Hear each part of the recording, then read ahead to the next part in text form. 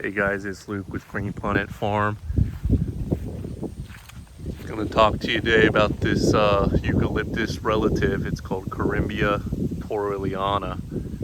It's native to northern Queensland and Australia.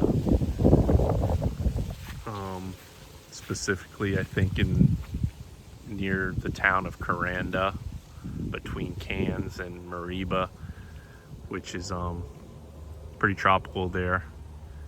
But they do get cyclones, which is like our hurricanes, and therefore this tree is actually kind of wind resistant. It's kind of bendy, and it's well adapted to moisture. There's a rainforest there, so but anyways, this tree is well adapted to our climate here in South Florida. It grows pretty well, and it has this fuzzy pink new growth, and these are flowers that are not yet open, and then it makes these hard seed pods. They open up, and then little seeds come out of these things. They've already fallen,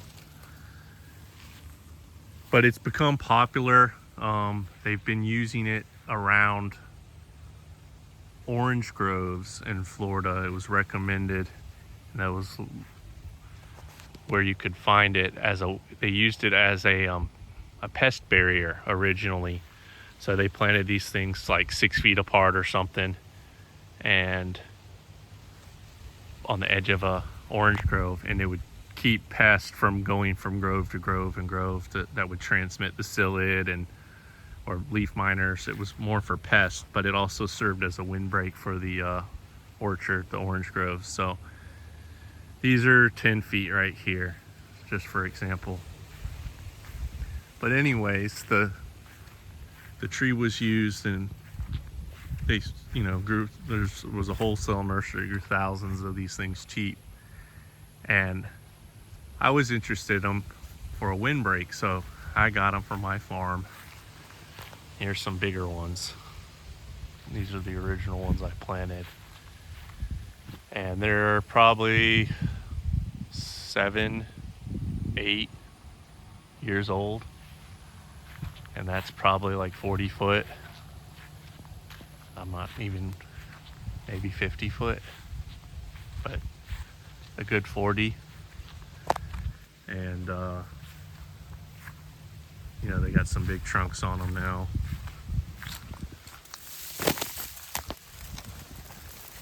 And I planted these little things from a little 1 gallon.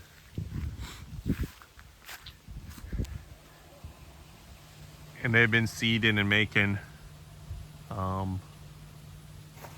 seeds for a while. The bees really love them, so that was why I liked them. They grew fast, they were cheap and affordable to plant as a windbreak, because I got my mangoes inside and then the eucalyptus on the outside, and it's worked. These things that went through all the hurricanes, I've never had one of them fall over on my windbreak. I had a few of these kind of lean out that were younger when the hurricane hit, but these things are solid for hurricanes. I recommend them.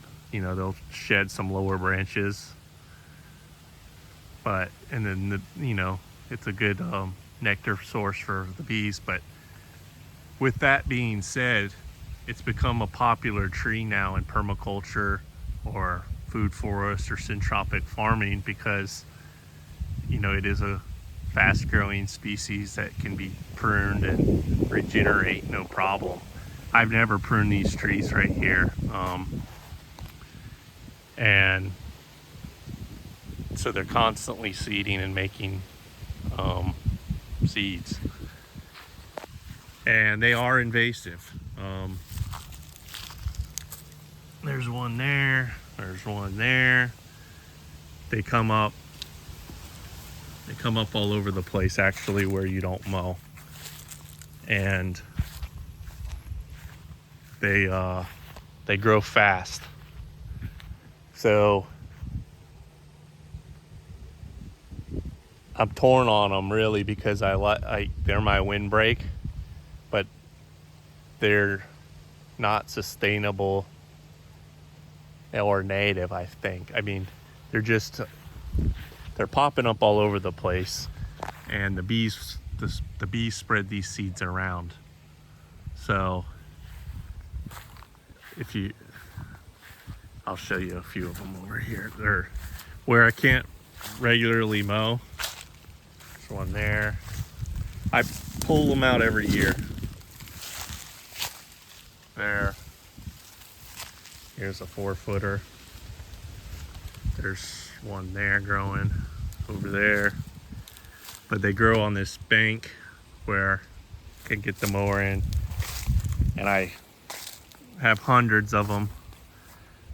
There's one over there that's like 30 feet tall. That's a seedling that just came up from these here.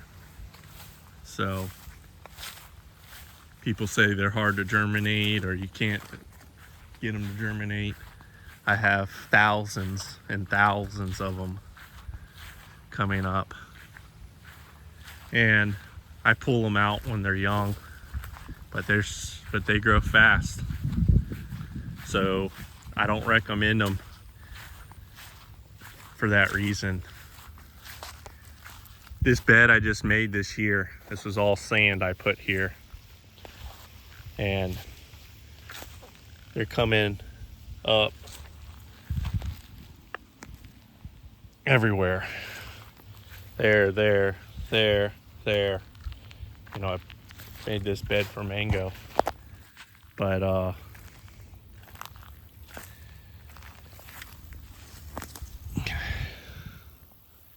that's like one season or 6 months. And there's tons of them in here, all from this row right here. And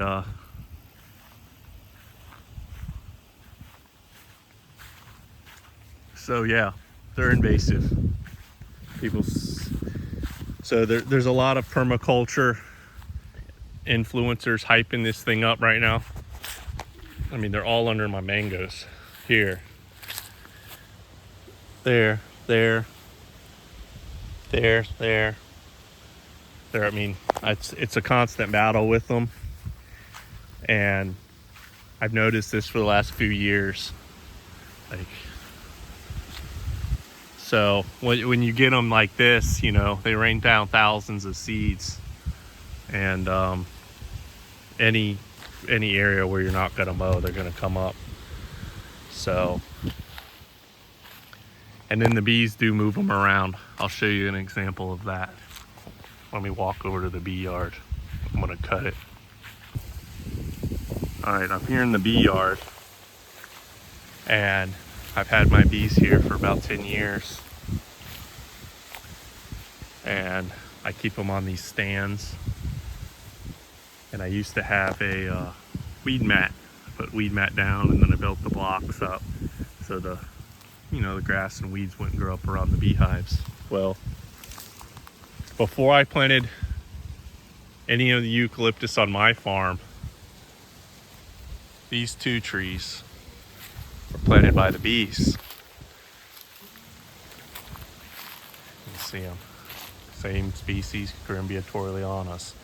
I had a row of hives right there, and the bees go visit these trees. There's an orange grove at the end of the neighborhood, which is a half mile that way. Actually, there's trees way back there on the horizon. It's 4 rows deep of eucalyptus for a buffer and windbreak around, thousands of acres of oranges.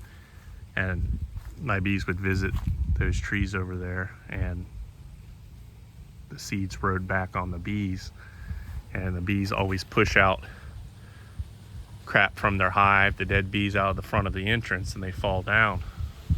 Well, These seeds fell down and rooted through the weed mat and came up. I ripped the weed mat out, moved the beehives, and I kept these 2 trees. So these 2, this is probably the largest one on the farm, and the bees planted it. And they planted that one that's was in front of a hive, and they planted those. You can see one coming up right there. And you know, I've weed eated it and pulled a lot out. There was hundreds of them, but they moved these trees from a half mile to here and spit them out.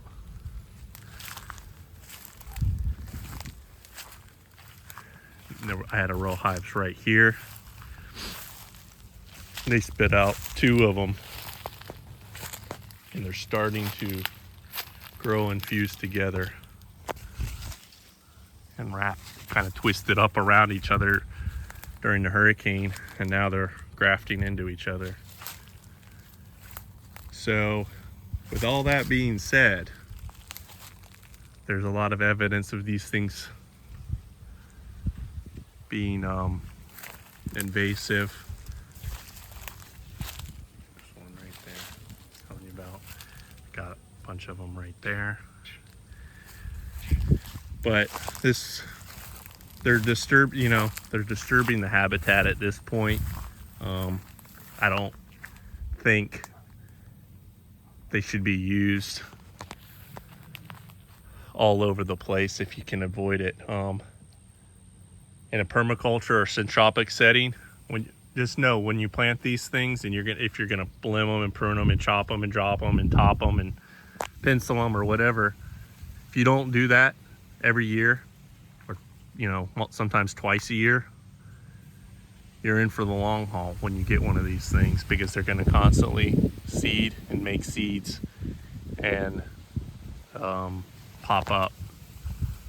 Not just maybe just not on your property, but the disturbed areas or the native areas off site too. So it's something to consider when you're planting these things. They have their place, they're vigorous, and if you constantly chop on them, they won't seed. But if you're using them as a windbreak, or if you don't chop on them, the moment you stop, the next year they'll probably be making seeds. So, and they get to be pretty good size trees too. So just think about that if you're planting out hundreds of these things, when you could choose something like a native pine tree, which is what I'm going to. Eventually all these eucalyptus will be superseded by pines. It's a long-term project for me because I can't get rid of my windbreaks overnight. So I'm gonna plant pines underneath the eucalyptus and start to chainsaw, let the pines grow and chainsaw the corymbias down. And there's one other thing. I know it's a long video. The corymbias, along with other eucalyptus species, it's allelopathic. So the roots and the leaves create a chemical that keep other plants from growing. So especially when you don't prune them, they like to take the energy, and there's actually some kind of chemical that comes out of the roots, I believe, that kind of make the trees around it not grow very well or at all. So they don't really work that great unless, like I said, you prune them every year. It's a management thing. Here's some pop-ups right here. They grow in the drought, and they like water too. They're right there on the edge of that ditch. So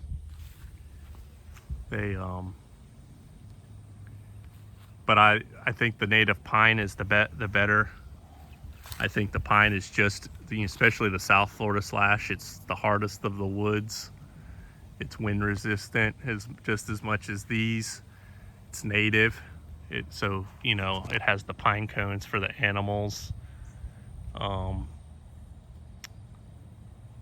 The needles are acidic, so they acidify the soil, and it's a native plant versus this. Yeah, it's a little bit slower growing, maybe a lot slower growing, but at the end of the day, for like a windbreak or a permanent tree, this is a better replacement for me for a windbreak. These can be, you know, if you cut these, they're not going to regenerate. So if you're using it for that purpose, it's different. But just know, when you plant these things, you will have to prune them and prune them and prune them, and it will never stop until you remove the tree. It's a long-term thing. But I have some coconuts over here that are planted underneath them, and the coconuts don't even grow. The allelopathic properties of the roots have kept them from growing, and so it's not ideal for that. There's some coconuts right here. I have a whole row on each side of coconuts that just have never really done anything because of these giant eucalyptus, and they work great for a windbreak and buffer. Like, they're doing what I want them to do. I just think long term, I kind of would rather have the pines there at this point. So I'm gonna try to do that. But I have like these stunted coconuts that are at the drip edge. Like, these things should be close to fruiting size. Of course, you know, they're just stunted, all of them. But that's the 411 or whatever on the corymbia torreliana. I know it's gaining some popularity, but here you go. I mean, there's one. There's one. Here's a 6-footer. They kind of, you know, where you can't get a mower or a weed eater, they pop up. So there's a lot of permaculture and syntropic or whatever influencers talking about this thing, but I want to give you the real deal. Here's a whole like grouping of them where I haven't mowed for a few years. Here they all are popping up on the edge. There's one there at the edge on my ditch. There's a whole forest of them outside there growing in the palmettos. So from corner to corner, these things pop up. They're popping up in my neighbors. I see one right over there in the palmettos. So, you know, there's not tons of them out there, but they're gonna be there. If they're right here, they're gonna be there, and and I know the bees move them. So, but that's why I liked them. They were cheap, they were a windbreak, and the bees liked them. And I had a lot of bees when I first started, so it was a nice forage for them. But it comes with its caveats, and I think I've explained it pretty thoroughly. But it's a great plant. Just plan accordingly with it. And but like I said, I'm moving to bamboo and pines. So the pines will be the windbreak, and the bamboo will be the windbreak, and then I won't have to have the corymbias popping up everywhere. I'll leave you with a nice little pond apple. So take care. That's it for now.